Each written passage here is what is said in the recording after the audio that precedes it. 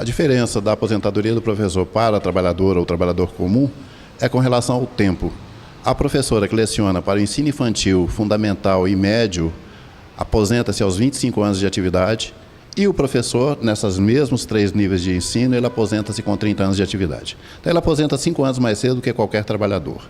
Só que na hora do cálculo do benefício é aplicado da mesma forma o fator previdenciário e provocando perdas violentíssimas no benefício dessa categoria de profissional. As atividades consideradas hoje como de professor, com base num decreto do governo de 2006, é atividade de direção escolar, coordenação, supervisão escolar, que não estão dentro de sala de aula, mas que foram consideradas atividades docentes para fins de aposentadoria. As professoras chegam a perder mais de 40% nessa conta. Na minha visão, quem perde mais são as professoras.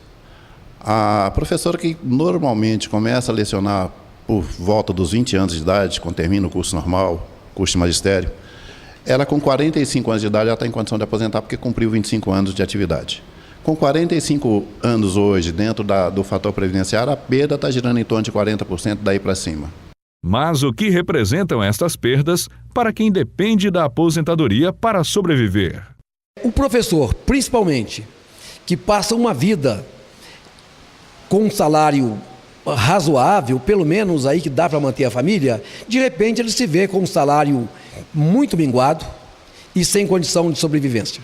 A categoria luta por mudanças na lei e exige o fim de uma injustiça que afeta tantos brasileiros. O departamento, ele defende sempre defendeu o fim do fator previdenciário. E nós vamos lutar bastante com todas as nossas forças para que isso aconteça. Esse fator previdenciário, ele tem que ser extinto. Os advogados do Simprominas também defendem a extinção do fator previdenciário. Que se não tiver uma força mesmo, da população mesmo, de quem está se aposentando, porque o aposentado, o fator previdenciário para o que já aposentou não tem importância nenhuma. Isso não altera nada para ele. Altera para quem vai aposentar ainda. Então tem que fazer uma campanha mesmo para que o pessoal vá, brigue, discuta, faça todos os mecanismos sociais mesmo, de luta social, para que seja o fim do fator previdenciário. Deputado, outro ponto dessa discussão que nós vimos aí na reportagem diz respeito ao reajuste das aposentadorias. O governo federal assinou a medida provisória no final do ano passado que reajustou as aposentadorias e pensões em 6,14%. Agora, os aposentados reivindicam mais. Como equacionar, deputada, esse problema? Porque, de um lado, o governo diz que não pode dar um aumento maior porque isso impactaria as contas da Previdência.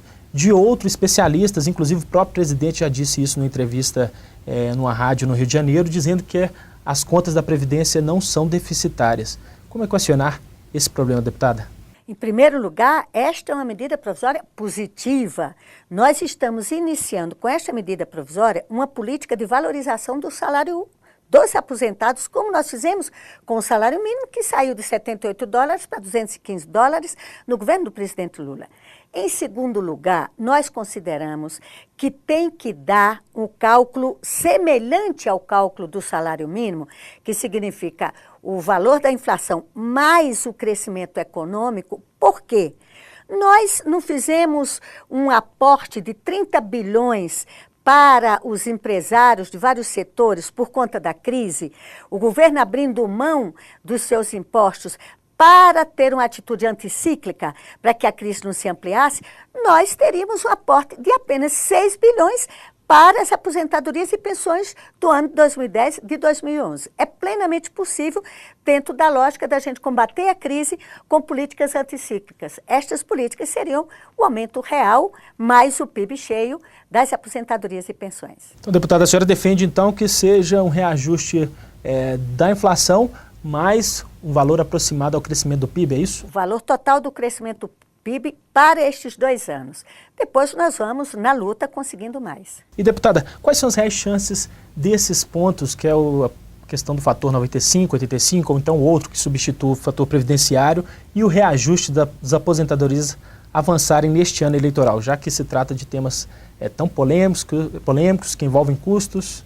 Eu acho que este aumento das aposentadorias e pensões, que se chegue à inflação mais o aumento real, completo do PIB, é plenamente possível. O PCdoB, a bancada do PCdoB já tem uma emenda a respeito dessa questão. O governo já flexibilizou para chegar a 80% do PIB, até 100% nós conseguiremos, porque os aposentados estão vigiando o nosso voto. Mas vai avançar neste ano ainda? Com certeza. É este ano que precisa ser aprovado, porque senão a medida provisória cai. E não pode cair o aumento dos aposentados, assim como não vai cair o aumento do salário mínimo. Deputada Jo Moraes, eu agradeço a participação e a gentileza da entrevista aqui para o Extra Classe. Estamos sempre à disposição aqui e em Brasília. Nós vamos para um rápido intervalo e voltamos já já. Professor, o Simprominas está melhorando a comunicação com você. Participe da campanha de recadastramento e sindicalização. O sindicato fica mais forte na defesa dos direitos da categoria e você ainda concorre a prêmios. Acesse o site da campanha simprominas.org.br.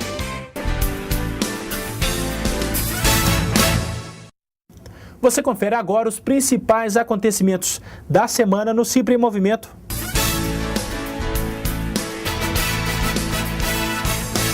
O Simprominas lançou no dia 9 de abril o segundo número da revista Extra Classe. O evento foi realizado no Simproserp e contou com a participação de professores, estudantes, pesquisadores, entre outros convidados. Esse é um grande evento dos sindicatos professores em lançar a sua revista Extra Classe, porque ele traz vários temas. Trabalhando principalmente na questão do fazer do professor, seja na escola, seja em preparação de aula, seja em qualquer outro ponto fazer do professor. Esta publicação científica do sindicato tem contribuído para ampliar os debates sobre educação e trabalho, com a abordagem de diversos temas. A temática que eu discuto em meu artigo é a relação entre trabalho docente e novas tecnologias. E a importância dessa temática se dá pelo fato de hoje boa parte dos professores, principalmente da rede privada, lidarem com as novas tecnologias. É mais um espaço, são muitos espaços que estão sendo abertos, este é mais um espaço de qualidade. São artigos seríssimos, de gente muito importante na área educacional, que tem feito um excelente trabalho e aproveitar o trabalho desses professores que são da rede e que estão aí produzindo pensamentos, ideias, sugestões para a vida educacional de Minas Gerais. Grande parte dos trabalhos foi elaborada de forma coletiva. O meu artigo é um artigo sobre a diversidade e os desafios do trabalho docente. Eu considerei que foi um processo muito edificante a produção desse artigo, porque ele foi fruto também de uma oficina que foi praticada no 10º Consimpro, em 2008. Então foi um trabalho coletivo também, eu que assino, mas foram vários colegas que participaram do processo de questionamento de elaboração. Pelos temas que estão sendo abordados, eu acredito que é extremamente oportuno. Eu acho que isso só eleva a luta sindical, né, um patamar ainda maior. Eu sempre estou de parabéns de todos os professores que aceitaram esse desafio, se sentiram instigados, né, a produzir. E eu sempre saio na frente de uma política que devia ser uma política pública, né, de incentivo à produção intelectual dos seus trabalhadores. Os estudantes também tiveram a oportunidade de publicar na revista Extra Classe.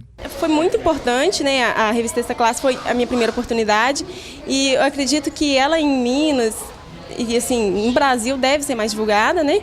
E para a divulgação mesmo dos trabalhos nossos, né? Dos professores, que mesmo eu, aluna que estou começando aí, é muito importante, sim.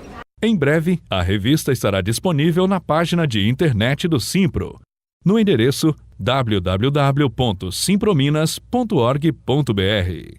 A gente fica por aqui, mas para saber mais sobre o Sindicato dos Professores, é só visitar o nosso site. Envie sugestões e críticas para o endereço extraclasse@simprominas.org.br. Um grande abraço e até o próximo programa.